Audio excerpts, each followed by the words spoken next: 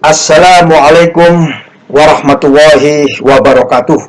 Hadir kembali uh, kami santri yang suka mereview semua yang terkait dengan desain kapal atau konstruksi kapal, khususnya terkait dengan CSR ya. Apa itu CSR? CSR adalah Common Structural Rule ya, aturan konstruksi kapal yang umum. Umum di sini artinya bisa dipakai oleh seluruh kelas di dunia, khususnya kelas ayak. Bagaimana dengan PKI? Boleh PKI meskipun belum menjadi anggota Ajax, karena seluruh kelas boleh menggunakan namanya Common Structural Rule. Nah, tahun 2014 ya, 2014 itu Ajax menerbitkan satu aturan namanya Harmonized Common Structural Rule. Nah, pada hari ini saya akan mereview terkait dengan apa perbedaan Harmonized Common Structural Rule dengan Common Structural Rule sebelumnya, atau kelas rule yang dimiliki oleh masing-masing kelas. Yang pertama, bahwa Harmonized Common Structural Rule ini, review kami yang pertama terkait dengan konstruksi desain, yaitu digunakan khusus ya. Harmonized Common Structural Rule ini khusus untuk menilai kekuatan kapal ya. Kekuatan kapal spesial, difokuskan pada kekuatan, bukan untuk kepentingan yang lain-lain, khusus untuk kekuatan kapal, tentunya kapal tanker atau kapal bulk carrier, dan tanker yang ukurannya 150 meter ke atas. Dan di Indonesia rata-rata kapal tankernya masih banyak yang di bawah 150 meter. Nah, yang 150 meter, monggo silakan pakai rule kelas masing-masing. Pak, bagaimana kalau yang di bawah 150 boleh menggunakan CSR? Ya, boleh dikoordinasikan dengan badan klasifikasi. Namun yang di atas 150 meter, gunakan Common Structural Rule yang diharmoniskan. So, itulah yang pertama. Dan yang kedua, Common Structural Rule itu khusus untuk menghitung kekuatan kapal bulk carrier. Ya, kapal bulk carrier itu yang kemarin saya sampaikan, yang ukurannya 90 meter ke atas ya. Yang di bawah ini boleh menggunakan rule class masing-masing. Yang di atas oleh Ajax itu dikatakan harus menggunakan CSR yang harmonized. Ya, kalau khusus untuk bulk carrier itu, baik yang single hull maupun yang double hull itu yang di atas 90 meter menggunakan harmonized CSR. Yang kedua itu apa? Yang kedua yaitu kapal akan mempunyai syarat ya. Syarat itu draft, yaitu dari keel sampai ke garis air ya. Kalau kita melihat draftnya kapal, maka pada saat menghitung scantling daripada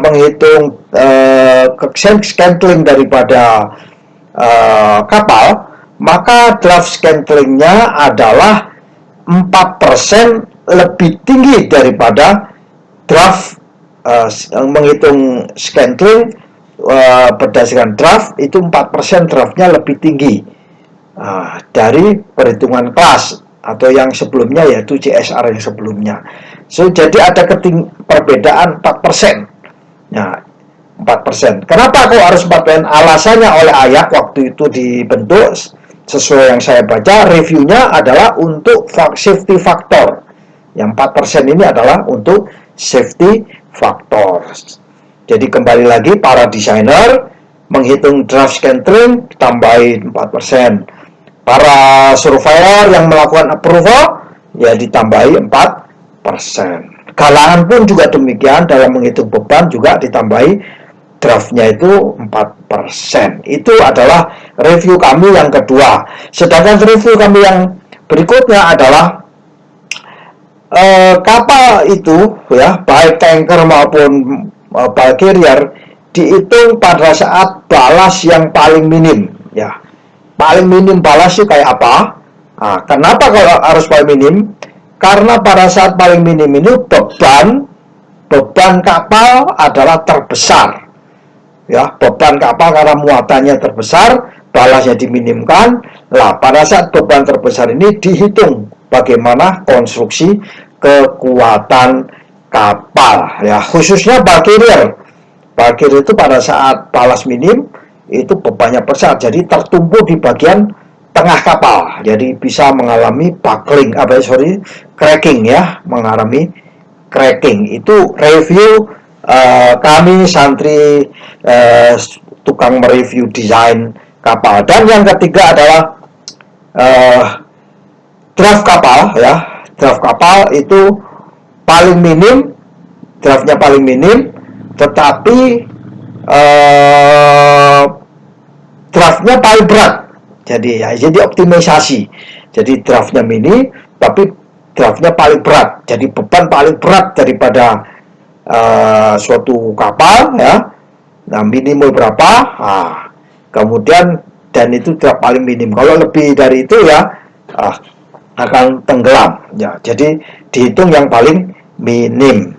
Dan yang terakhir, perhitungan draft itu di bagian haluan.